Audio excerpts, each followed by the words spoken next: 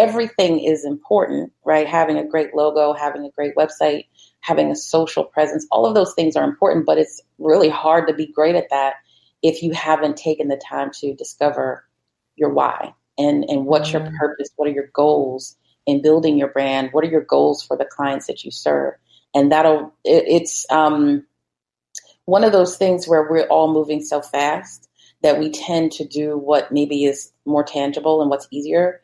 Versus taking the time to, it's hard to stop and slow down, take the time to really think through that why. But it definitely will help you in the long run, help you make better decisions for the other things, right? Like sometimes we have people come to us and, they think they need 15 pages on their website when really they could probably just have 3.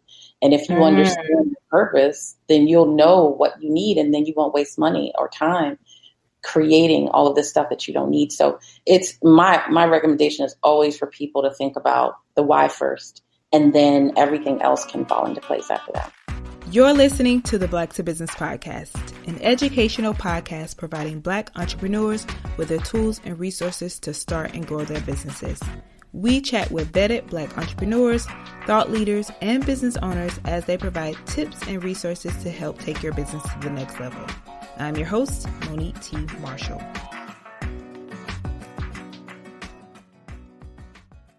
So today we're talking about some ways that you can brand your small business. So understand that branding is the ability to shape people's perceptions and feelings about your business. Your branding can be seen in your messaging, your visuals, your voice, and even the products or services you offer.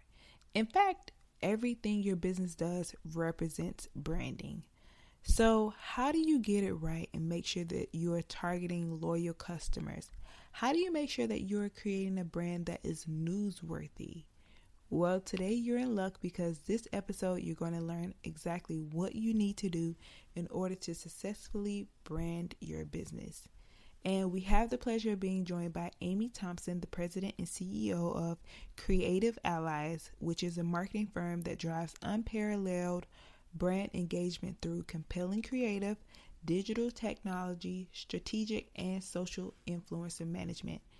Some of the things we're going to discuss is why branding is important for your business and some of the elements that make a great brand.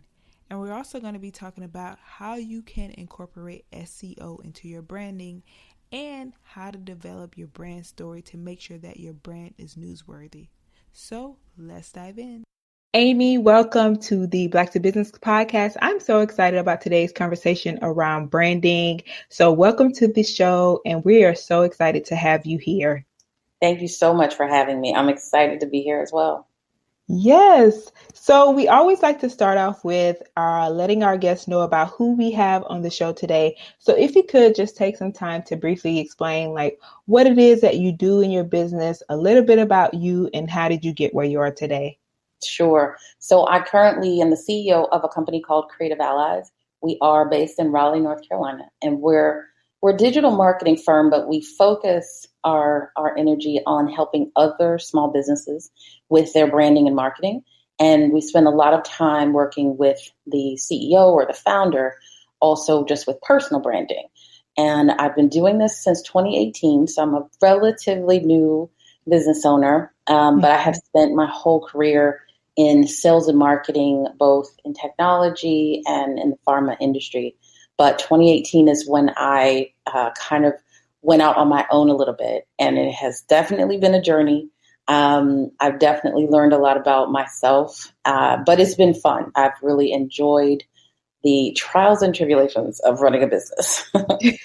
I hear that. So wait, 2018. Yeah. So you've been able to, you're fairly new, but you've worked with some pretty amazing clients. I saw that you all did some work with Kendrick Lamar. So talk about like what that experience was like and some of your other clients. Sure. So the company itself, actually, I'm not a founder of the company. So I took over running the company. Creative Allies has been around for a little over 10 years. And so we have had the really cool opportunity. There's a part of our business that is very focused on the entertainment side.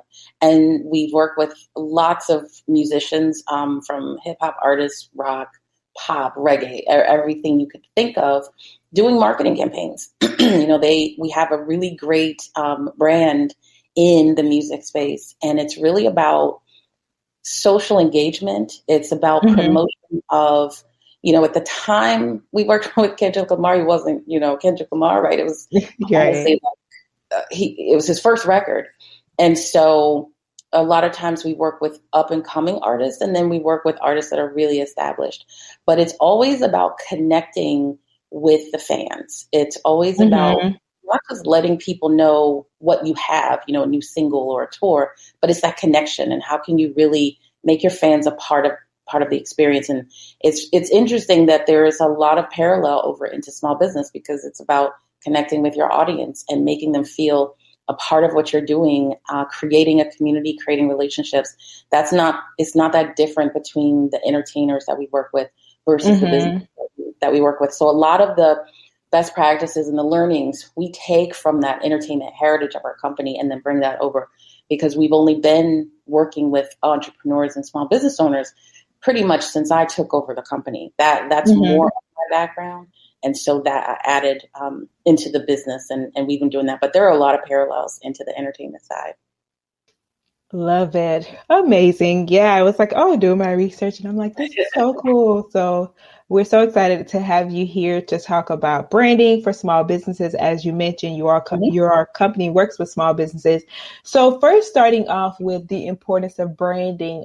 In your opinion, what's branding, and why do you think it's so important for businesses? Right. Well, branding is I'd like to say just who you are. So it's who you are, whether you're talking about your personal brand, who you are as a person, talking about your business, who is your business. That to me is the simplest way to look at it. A lot of times people think branding is about your logo and your website and colors and fonts and things like that. That is a part of it. But really, your brand is about who you are. So what do people remember about you? What is their experience like? For example, like I was saying, that there are parallels in the music space. What's that experience like when you listen to Kendrick Lamar's new album, or when you go to a concert? What is that feeling that you get, right? It's the same thing with small business. What is that experience that your customer gets when they work with you?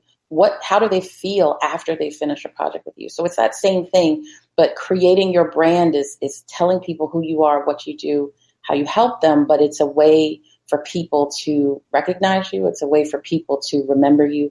It's all of those things, but I think in the simplest form is it's who you are and who you want people to know, who you are. Love that. And so one of the things you mentioned is how it makes those people feel. Would you say that, because my next question is, what makes a brand great? Yeah. So yes. Yeah, it is. I do think the emotion is part of it, because people are emotional buyers, right? You don't necessarily make a purchase just because something is cheap or just because something is convenient. Sometimes we do, but most of the time people are making purchases based on emotion. Maybe it's because of a commercial they saw. Maybe it's because of a post they saw on social media. Maybe it's because their friend told them this is the best company ever, and you've got to work with them. But emotion plays a huge, huge part in why people make decisions, why people make buying choices. And so that's a part of it. You have to think about, again, back to who you are. What is that impression that you're making on people? And that's why the typical things come into play: your logo, your website, your social. All of those things have, they play a part in making an impression. So when people think about you, or if they think about your brand, what's that impression? What's that feeling that they get? And so, what makes a great brand is connection and relationship and the experience that you give people. So Amie, you said that the logo, the fonts, the website, that's a part of a brand, because I know in my experience, a lot of people are so excited to get started there. They're so excited to go get the logo, go get the website. So I'm hearing from you that that's not the case. I know that's not the case. So what are some of the first steps that they should be taking when it comes to having those different elements of their business, maybe creating a plan and then the logos and all of that? So what would you say? Yeah, absolutely. I always try to get people to start with the why, figuring out, why do you exist? Why are you doing what you're doing? And that's going to help you think through who your audience is, or who your audience should be, could be. It'll start to have you think about how you're helping people. It might help you focus a little bit. Sometimes we think we can be everything to all consumers. And so Yep. it might help you focus a little bit when you think about what are your strengths, what are your sweet spots as a business. Because I'm sure that you've experienced this. You could go to someone's website and they have a beautiful website, but you have no idea what they do. They spend so much time on beauty and images and colors, but you have no idea what they do because they didn't spend a lot of time on their content and making sure that it was clear what they do and what they offer. And so everything is important, right? Having a great logo, having a great website, having a social presence, all of those things are important, but it's really hard to be great at that if you haven't taken the time to discover your why and what's your purpose, what are your goals in building your brand, what are your goals for the clients that you serve.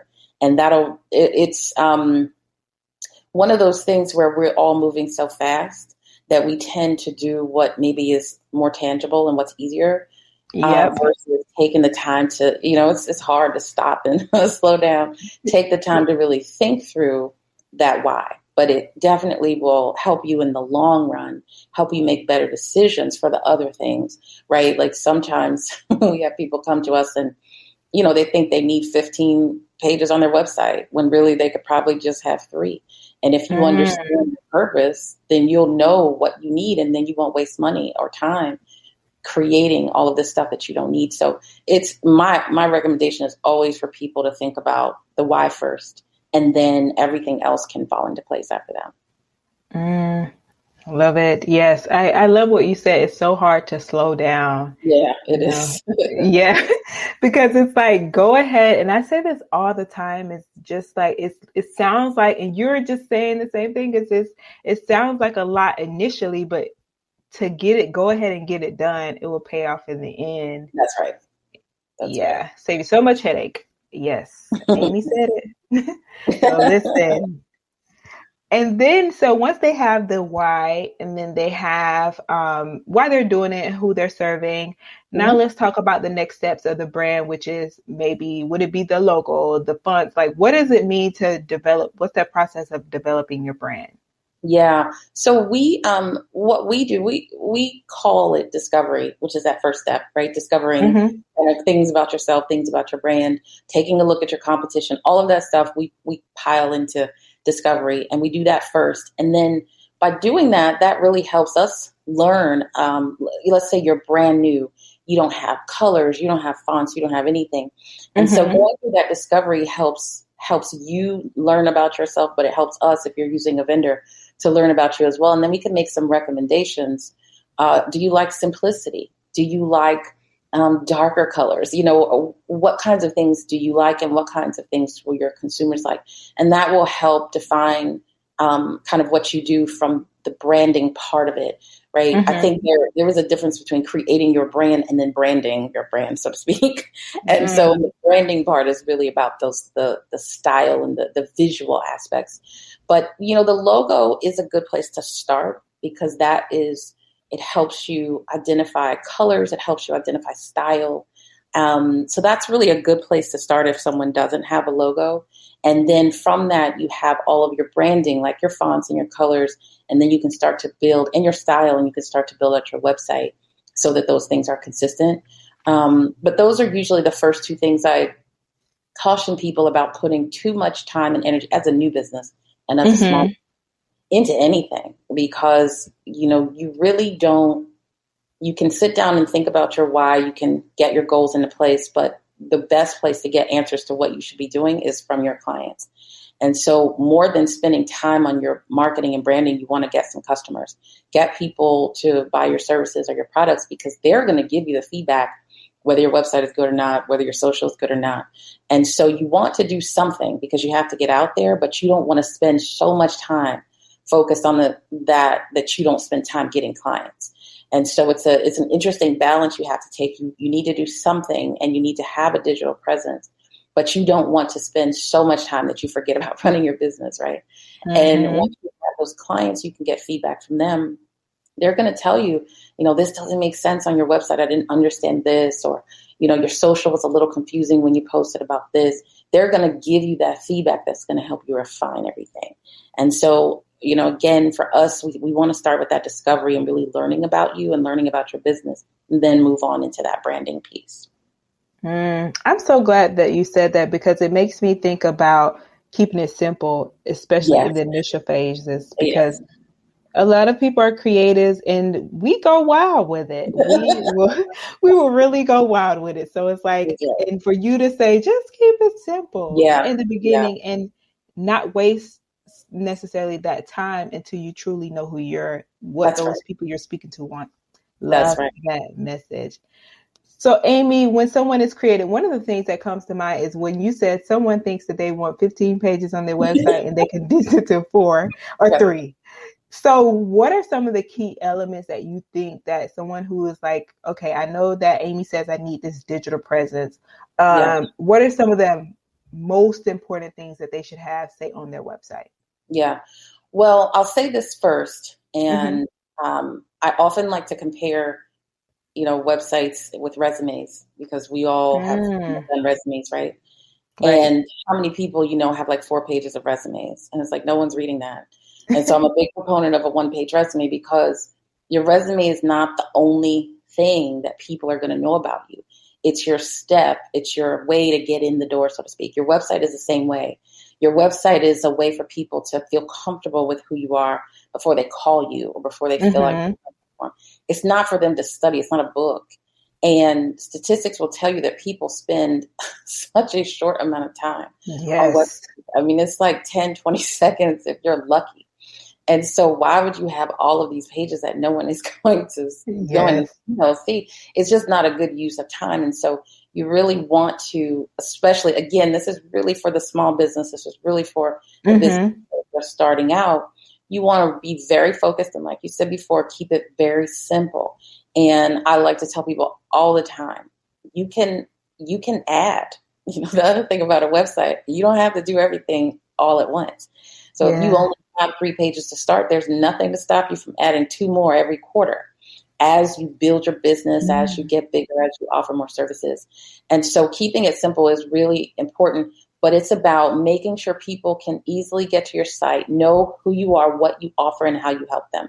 The key one is how you help them. A lot of people feel like they should put everything about them, how great they are. Here's everything we can do. It's not about that. People need to go to your site and feel like you're speaking to them and you're telling them how you can help them with a problem. If someone's looking to buy something, it's because they have a problem or they have a need, and nobody wants to just hear you talk about yourself and brag about yourself. You need to focus on how you can help them. And so keeping it pretty simple, but keeping it towards, focusing on that audience that you have and what you're going to do for them, basically, instead of just focusing on, I'm great, I've worked with all these great clients and blah, blah, blah. That's part of what should be on there. That you want that validation, but you've got to make sure people can feel like you're going to help them.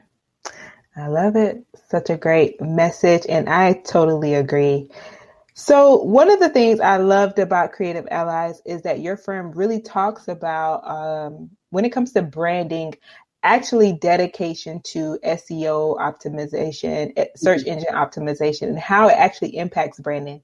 So I wanted for you to kind of explain like how that works, and then what SEO is and how it actually impacts branding, because I don't think before our call, I had a friend, she called me and she said, I have 2 businesses and I wish she started them a couple of years ago, about 2 years ago. And she said, I wish I would have focused more on SEO.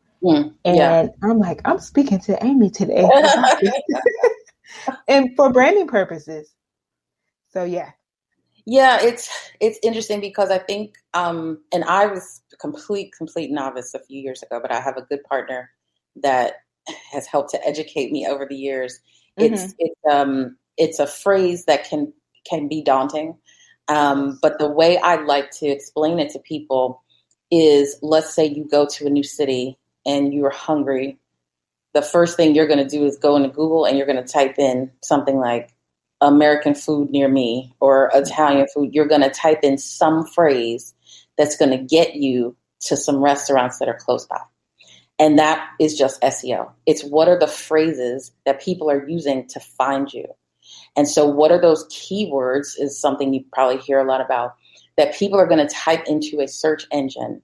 And then your information, your website or your blogs or something from your digital presence is going to show up. And that's really what it's about. So part of it is identifying those key phrases. Like, what are people searching for to find you? Let's say you're a photographer. What are the phrases that people would go to Google and search for to find a photographer?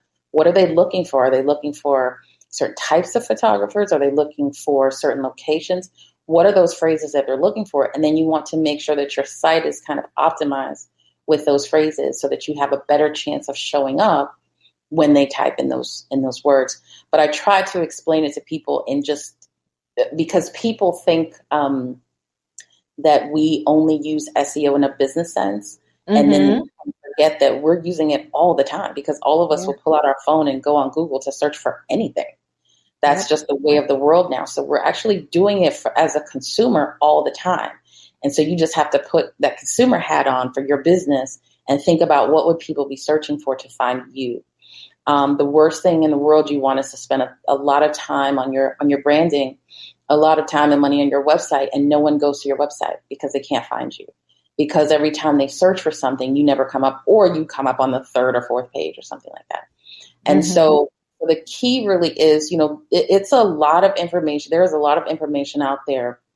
So you can get overwhelmed for sure. Like if you try to get up to speed on SEO, you can get overwhelmed. So I definitely encourage people to try to find some free education, free webinars. We've hosted a few free webinars where you can just learn the basics to help you get a bit more visibility on your site. The key is you want people to find your website. And the way to do that in many cases is SEO. The way to do it in a free way is SEO, making sure you have good content that is optimized for search, because that is the number one way people are going to find your business is by searching in Google. And so you want to make sure you show up.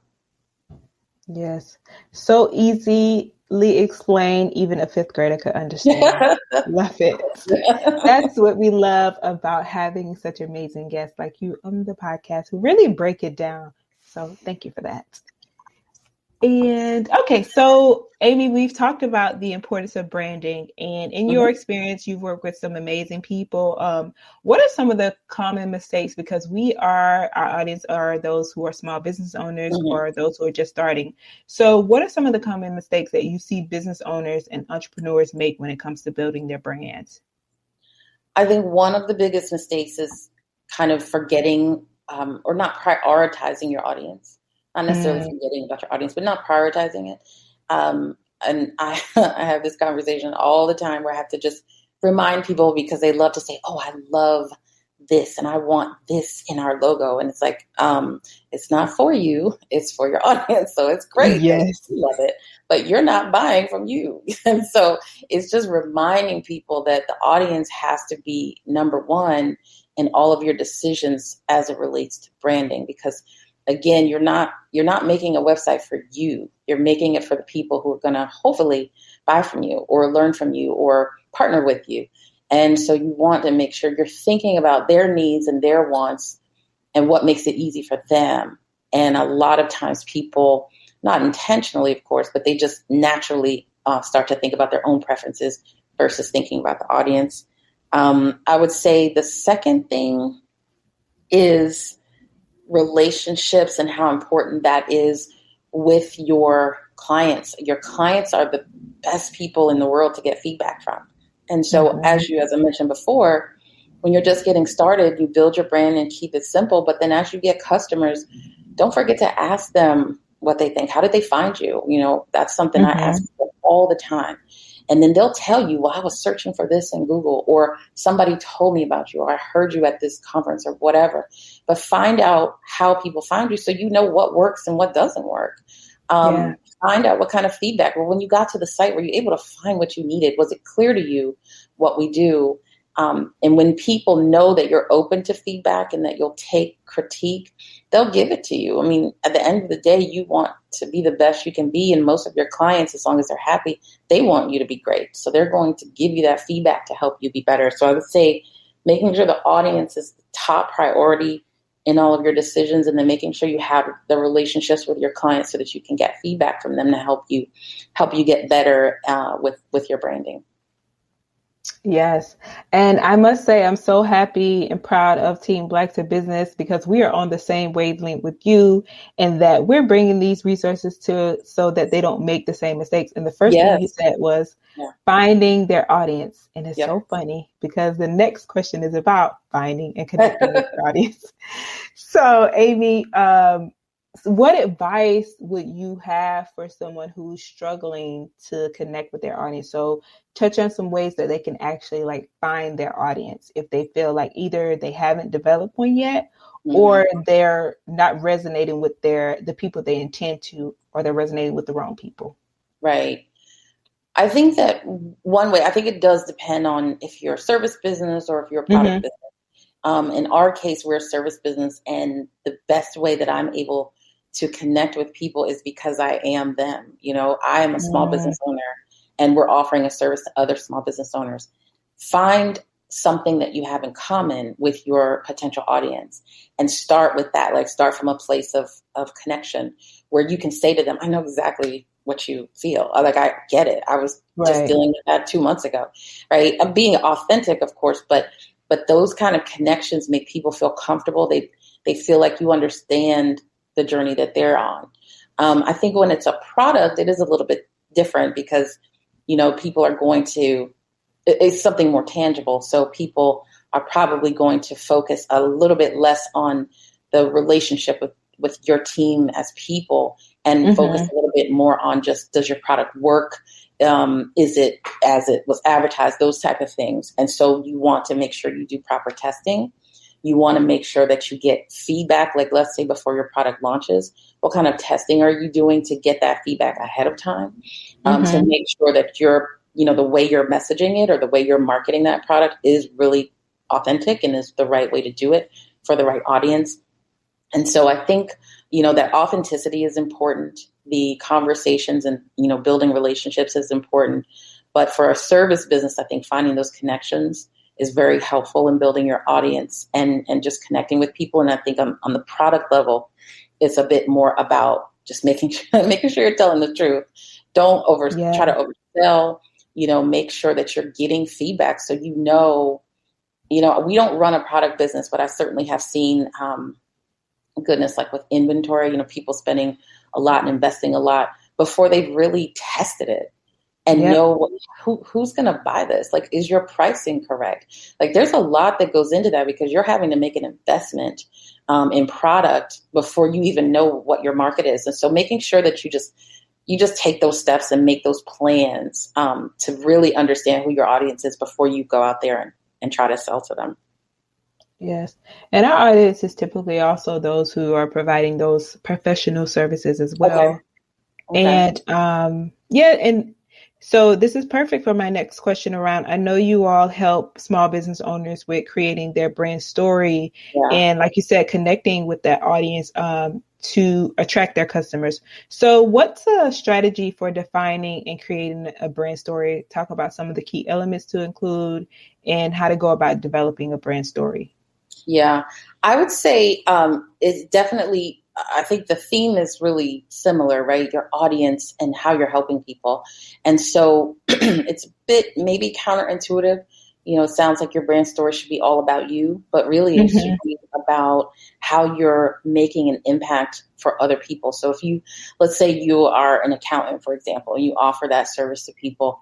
How are you saving them time? How are you saving them money by doing what you do? And, because anyone can say, I'm great at this. All that takes is like words, right? You don't have to have a lot to say that, but you prove how great you are by the impact that you're making on other people. So your story is really about kind of how you do things and then how you make other people better. For us as a marketing company, it's how do we alleviate the stress and the pressure of other CEOs from having to focus on marketing? Because most of them are not marketing experts. They actually don't want to do marketing, but they have to because maybe they can't afford an internal person. So how do we come in and take that off their plate so they focus on running their business and then we handle the marketing? So how do we save them time? What are we doing to make sure that that their brand has a great digital presence, but they don't actually have to do the work. And so figure out how you're helping your clients. What value are you bringing to their business? And that's what I would incorporate, or I would recommend you incorporating your story.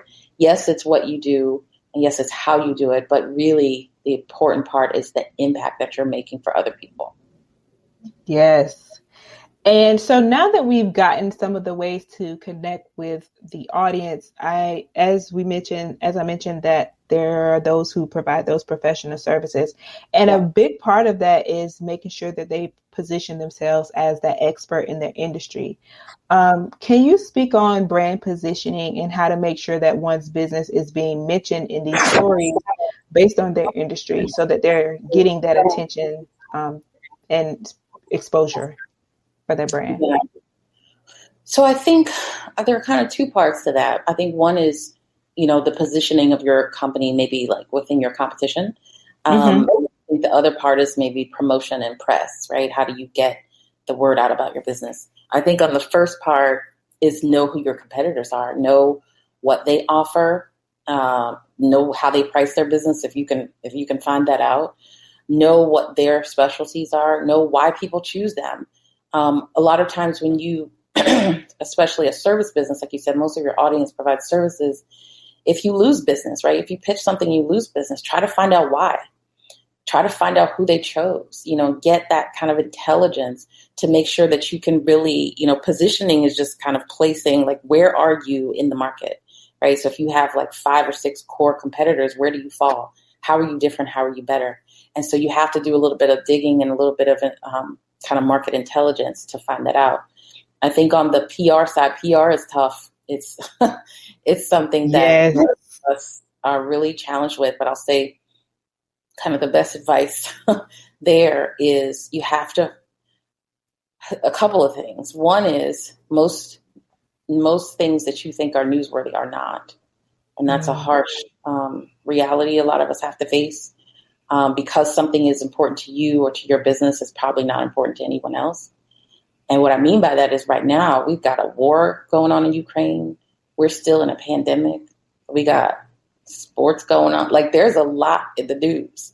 And so most people are not going to take the time to care about some tiny business.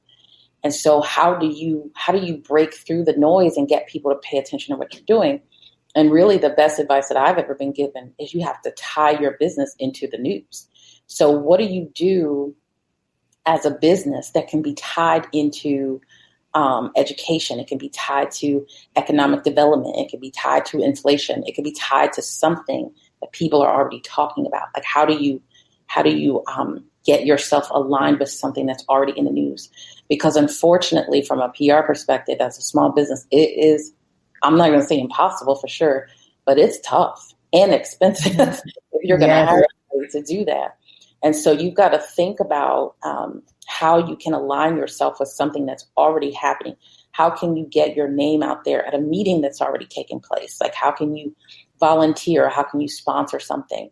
But you have to get creative these days when there's just so much. And unfortunately, it's been like this for ever since the pandemic started, where there's just so much, I hate to say negative, but there's a lot of negative out there. You would think somebody would want to hear about a thriving business or something like that, but they really don't. And so you have to find a way to make your story, your news, relevant to what else is going on. And that, like I said, that's a tough one. That's a real tough one right now for small businesses.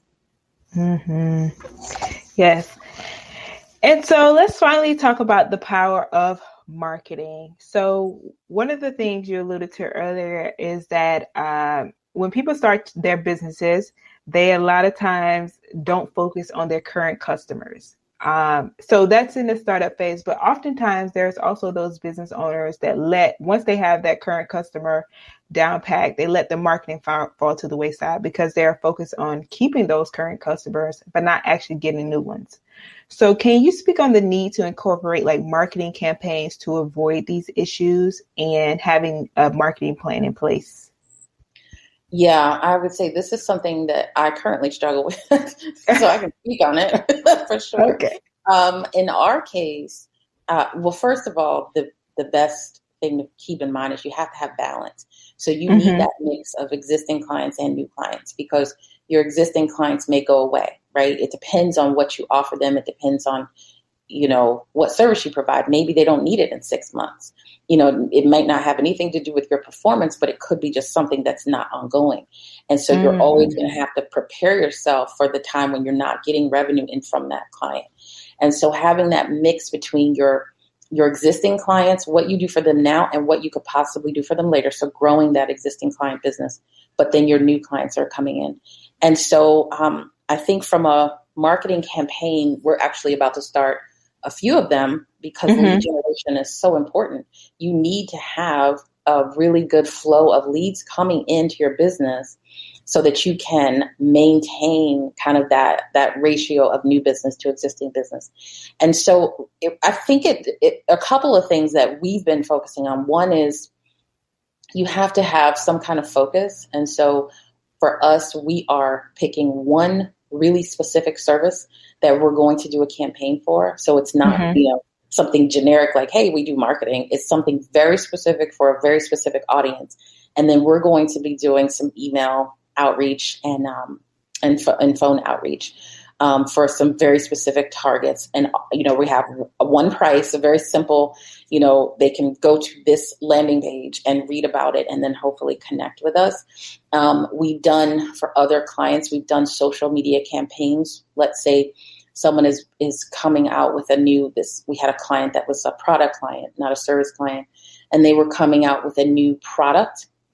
And so it was a 3-month campaign to get ready for the launch and try to build buzz before they launch that product. So there are a lot of different creative things you can do. That one was heavily based on social media. So there's a lot of different things you can do, but I think some of the keys are be very specific about what you're offering, very specific about the timing of when you're offering it, the pricing, and very specific about who your audience is. So don't try to sell to everybody. Pick one demographic and really just focus on that to see if you can get some traction. But it is really important to have those kind of campaigns in mind so that you can generate some new business to balance out your existing. Certainly. And one of the things I picked up on is you mentioned that you all are going to be doing those campaigns with email and phone. Yeah. That's interesting from this social media era. So can you give some more insight into that strategy? Yeah, social, you want kind of a mix. And I don't know, I read somewhere, I don't have the data behind it, but something around 6 to 8 times somebody needs to see your message before they'll kind of remember it. And so when you send an email out and then you call them and you send another email, it's like they hear you, but it's like, And so you have to be like professionally persistent. You don't want to be annoying, right? You don't want someone to be like, oh, I wish this person would leave me alone. But you want to do it at a pace, so it has to be spread out a little bit, where you're reaching out in a really professional way. And then just in their mind, they're like, you know what? I need to reach back out to this person. For us, for what we do, that works a little bit better than social for us. Now, social for some of our clients, social campaigns have worked really well. So it kind of depends on what kind of business you have and what you offer.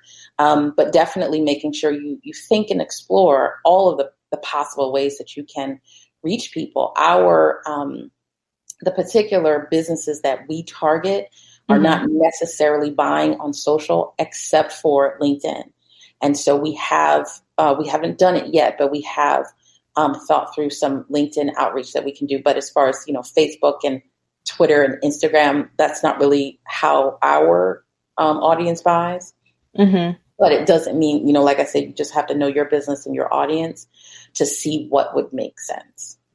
Well, that certainly makes sense, knowing where your audience. Okay, I get it. And then now let's talk about the problems that you all are solving at Creative Allies. Yep. So in what ways are you all helping entrepreneurs and business owners with their branding and marketing needs? So kind of talk about your offerings and your process. Sure. Yeah, we do. I would say the biggest service that we offer is around website development, as far as from a revenue standpoint. So that's where most of our revenue comes from. But the thing that I like the most, that I enjoy the most, is actually when we have clients that are our retainer clients. And that offering is more of a, we can be a one-stop shop. And we pick a number, whatever your budget is, we pick a number and then we break that down into a bucket of hours. And then we do whatever is needed for you every month for those hours. That would be the best. Yeah, it's actually, it is really great because what happens is when you're doing project work, you're limited a little bit because you're not getting enough time to really get to know the business and really get to know the team because you may only be working with them on a 3-month project. And so it's very, it's very specific and that's fine too, right? To do someone's website or maybe to do some copywriting for them. But on the retainers, we work with people over, working with people. We have clients that we've been working with for years, for like multiple years. So we're able to know their business so that we can make recommendations to them. So we can stay in front of their competition. We can stay in front of what they're doing as a business, understand what their goals are for every quarter, and then make recommendations to them. Say, hey, you should think about doing this. We can help you come up with a plan for this. And that's really my favorite thing that we offer because we're able to help the company grow versus just providing them with marketing.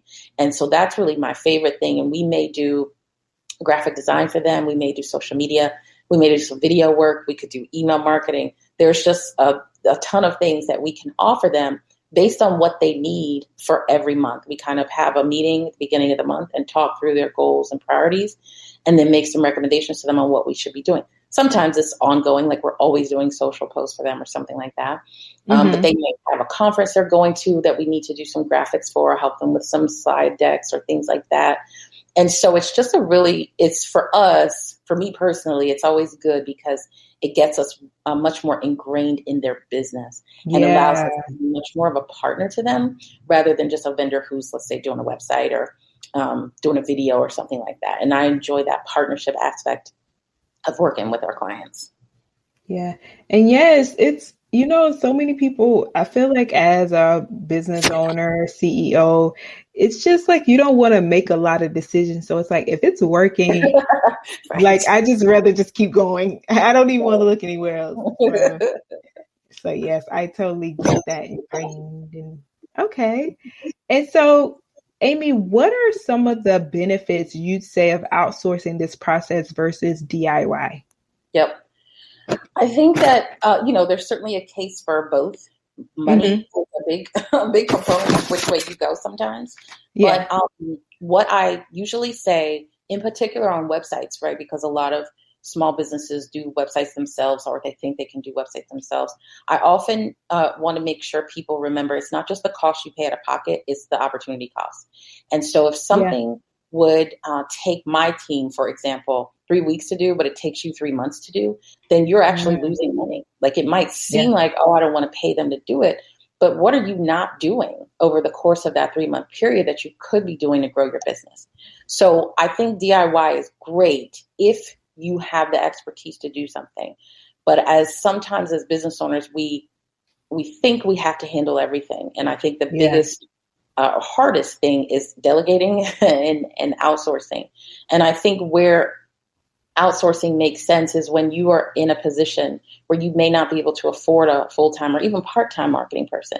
But I think you want someone who's really focused only on marketing, not doing marketing and some of the bookkeeping and some of the, legal work, right? Because as small business owners, we all wear a lot of hats. And so if you can figure out how to budget to outsource, that's generally a really good thing until you can afford to hire someone internally. But if you do things yourself, I just usually ask people to think about, are you the right person to do it?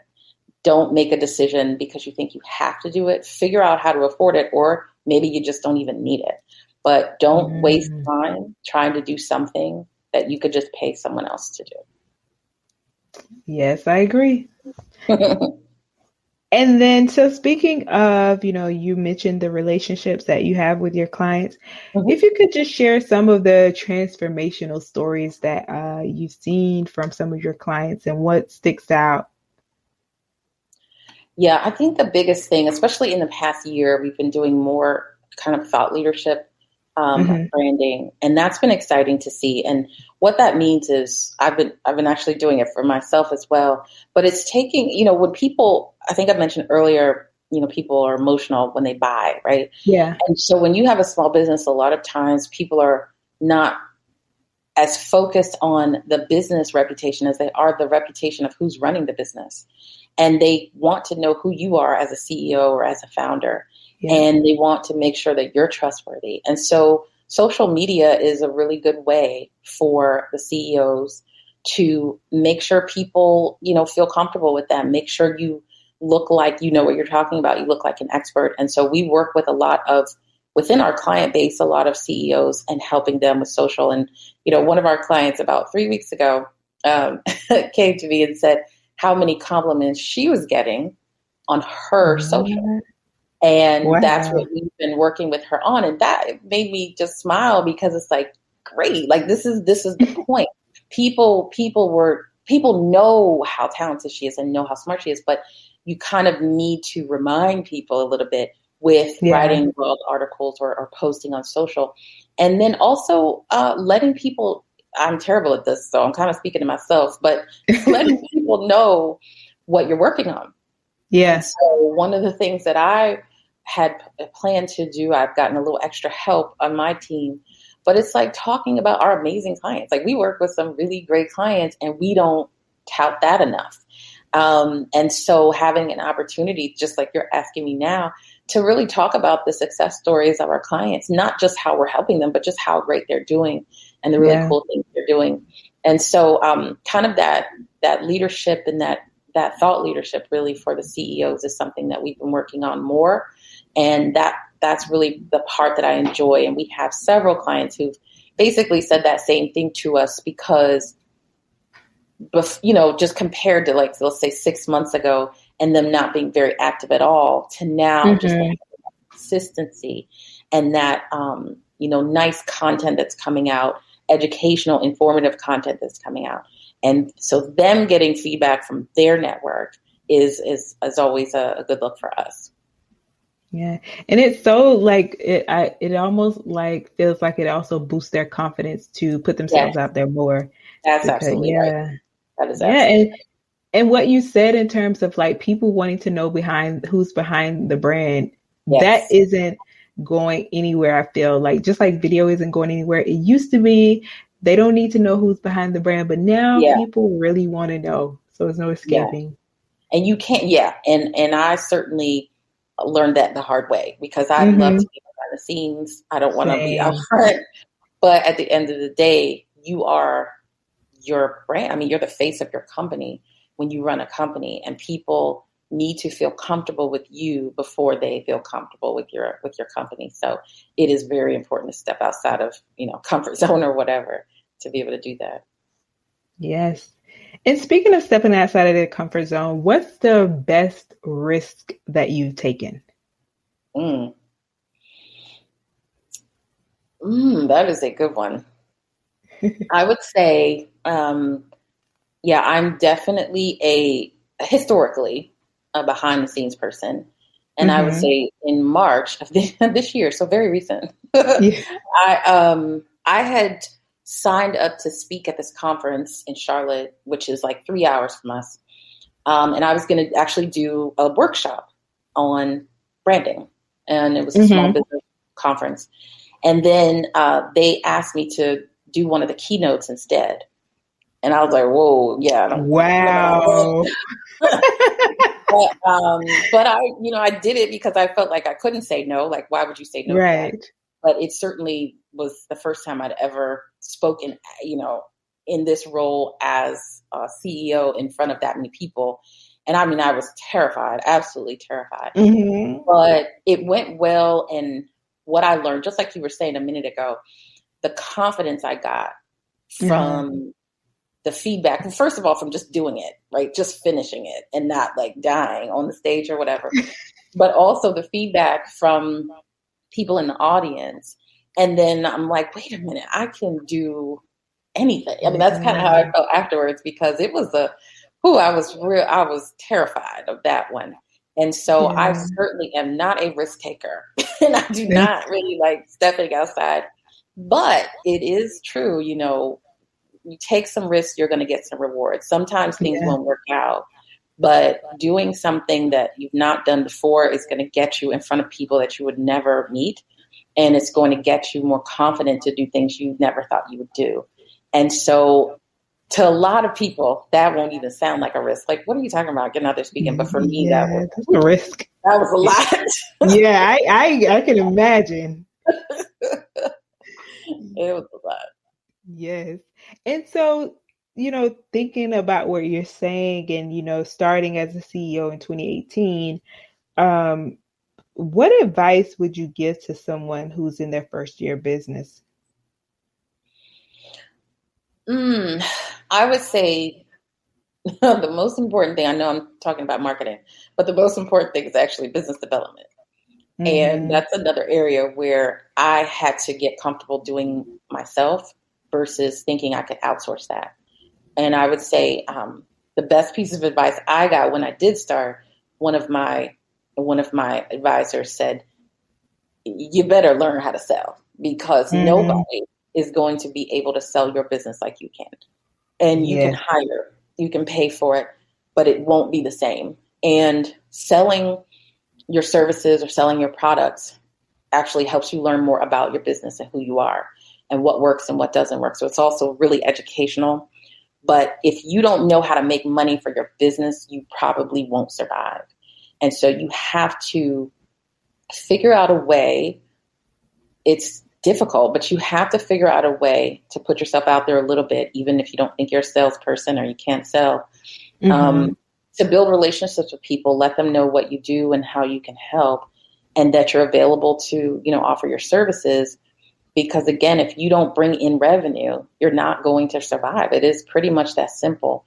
And so if I look back on my first year running the business, I did not spend nearly enough time on business development. I kind of rested on the fact that, again, this was not a business I started, right? It's an existing business. And we have a very, very high referral rate. And I relied a little bit too heavy on that because, like I mentioned, a lot of times it's not because of you or anything you did, but people move on. Their priorities change or they, leave the company or something like that. And so you've got to be able to generate new business, bring in new business to make sure your team is stable. You make sure you can hit payroll, all those great things. And so that would probably be the biggest thing that I would offer to people in their first year is make sure you are focusing on bringing in money to the business. And if you can achieve that, you can really conquer any problem that comes your way because money truly does help you. And you need to make some decisions. You need to hire someone. You need to expand, whatever the case may be. When you have that little buffer, that extra money in your account, you can make good decisions to help grow your business. And so learning how to sell would be the best piece of advice I'd probably give. Wow. I'm so glad you shared that because I haven't heard that one on the podcast. So yes. And it's so true though. It's so true. It's a peace of mind when you don't have to worry about finances and you can outsource things when you can afford it. Exactly. Yes. So Amie, in your experience, you manage a lot of things and you juggle a lot of things. And I know that comes with being organized in some way. So what are some of your favorite tools and resources that you've used to help you in this journey of business? Sure. One of my favorite is Trello. I don't know if you're familiar with that, but I've been using that for goodness, probably a decade, to be honest. And I love it. I am a very organized person, but that can go by the wayside when you're running a business. Like you think you're organized and then, all this stuff happens. But that is, it really does depend on how your mind works and how you think. But for me, Trello works phenomenally well. But definitely finding something where you can keep everything that you need to do organized in one place. So it doesn't have to be Trello, but finding a tool like that is very important because you do get pulled in so many different directions as a business owner. You don't want anything falling through the cracks.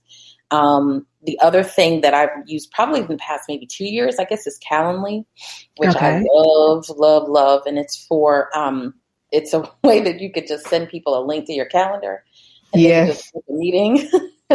Love those. So much time. It's unbelievable how much time that saves. And just last week, or maybe it was this week, I used it for the first time this week, but maybe a month ago they introduced, I forgot what it's called, a poll, I think. So I had a meeting, and it was like 5 other people, and then I could just send them my availability, and then they all voted on which day worked best. I was like, oh, this is amazing. What? Oh, that is amazing. And so there's a tool, I want to say it's called Doodle, that does that. So, but that's what that tool does. But now Calendly offers that option, and it was amazing. And then as soon as if all people pick one event, it sends you an email, says, hey, do you want us to book this? And then you just hit yes, and then it just sends out the invite. I was like, oh, this is amazing. That is very amazing and innovative, because Calendly, one, is Black owned. Yes, now I learned that recently. I did not know that. I was so excited to see that. I think I just learned that this year. I think it was pretty recent. But it is an amazing tool. So I'm super excited to support that. I think you can do a lot with the free version. I use the paid version, so you can have like a lot of different meeting types. So if you want to do, you can set up private ones that you send like a private link to people. So I do use the paid one, but even when I was using free, there's so much you can do with it. So that's one of my favorites. And I think the other thing that I would say, we use a tool called Content Studio, but it's just a scheduler for social media. That's a huge time saver. There's plenty of them out there, but just having social media is very important when you're running a business. But social media is something that can be very much planned in advance. And so using the scheduler to just get some evergreen content that's just always going out so that you can always be active, and then you fill it in with ad hoc things, that's been a real time saver as well. So that's the one we use, but just having, we've used Hootsuite before too, just having a tool for scheduling is really, really important. Yes, and we will definitely be sure to put those resources in the show notes. So thank you for sharing. Yep. Yes. And finally, Amie, what does it mean to you to be Black in business? What does it mean to me? I think that, I think there's another stat. I'm horrible at not having the data, but I know there's a stat out there about Black women and, being kind of one of the fastest groups to start businesses. And I'm enjoying being a part of that. I think there is a freedom in not working for someone else. You certainly make more money sometimes working for somebody else, but there's a freedom in doing your own thing and being able to be creative without that many boundaries. You obviously still have to be responsible, but you can be creative and try things. And that's not necessarily only for Black people, but I think it's an outlet for us, and that sometimes we don't get in corporate America, where we can just, we can have an idea and we can just try it. And if it doesn't work, we try something else. And I think sometimes those freedoms are not always available to us in working for someone else. And so I really have enjoyed it thoroughly. It certainly for me I came from a corporate job and I was making great money. So it was a step backwards financially, but from a freedom perspective and just a joy perspective, I think I'm doing the right thing. And so I'm really excited to kind of be a part of that, fastest growing group of business owners. And it's been fun. It's been definitely fun. Love it. I love it. And Amie, if people wanted to connect with you, support you, find you, please provide where they can go. Sure. So I do have a website. It's amiethompson.com. My name is spelled AMIE. So you can check me out there. Our company's website is creativeallies.com. And then I'm probably most active on Twitter, and that is Amie_CEO. And so I'd certainly love to connect with new people in your audience and exchange ideas. I'm a big fan of just having conversations. I'm not a salesy person, so I'm open to just having a conversation. I'm not trying to sell you something, but just talking about business and talking about being a business owner. I think we can learn so much from other people and what they've experienced. And I have lots of things that I can share. So I'm very open to people just reaching out to me to talk about business or to talk about marketing. Yes. So thank you so much, Amie, for being on the show and dropping so much knowledge and value. We really appreciate it, and just continue to do what you're doing. We thank you for being here today. So thank you. Thank you for having me. This is fun. Another great conversation. And so many takeaways from this conversation. And one of the many was that Amie really honed in on the fact that when you're building your brand, it's important for you to establish and get clear on your why, and also define your target audience. Who are you speaking to? Really get clear on those customers, because this is what's going to allow your brand to grow. This is what's going to allow your messaging to connect with those people that it needs to connect with. And also, this is what's going to have you having those loyal, those repeat customers. So thanks to Amie for really honing that in and letting us know that it's not just about a fancy logo. It's not just about a poppin' social media page. It's so much more. Thinking about SEO when it comes to branding, to make sure that you're on those front pages when people are searching things in your industry. So much knowledge, so many gems dropped in this conversation. And be sure to check out blacktobusiness.com/97 for all the show notes and resources mentioned. And I can't believe that we are on episode 97, almost at 100. It really brings us great joy to show up here with you every week, bringing these amazing guests who are really bringing it each and every week to drop knowledge in it, who are in our own communities. So be sure to share this episode with a friend who might gain value from this, but also be sure to leave us a review on Apple Podcasts or Spotify. We appreciate you so much, and we can't wait to chat with you next week, same time, same place.